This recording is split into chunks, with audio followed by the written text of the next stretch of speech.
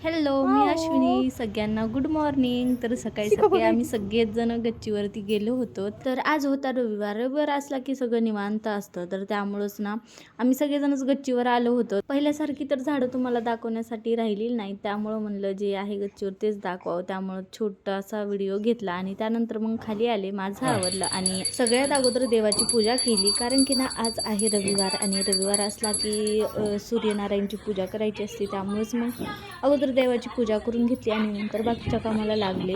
तर आज पूजा वरच मांडली होती छोट्याशा पाटावर. कारण की ना रिया आणि दादू आता चालायला लागलेत आणि सारखं देवाकडे जातात. देवाजवळचं पाणी तरी सांड किंवा ते दिवा लावलेला असतो त्यातलं तेल तरी सांड, असं काहीतरी ते करत राहतात. त्यामुळंच मग छोट्याशा पाटावर पूजा मांडली. नंतर मग बाकी घरातली सगळी कामं करून घेतली आणि बघा रियाचं असं दुपारी झाडू मांडणं सुरू होतं. आणि मग संध्याकाळी पालकपुऱ्या बनवल्या होत्या.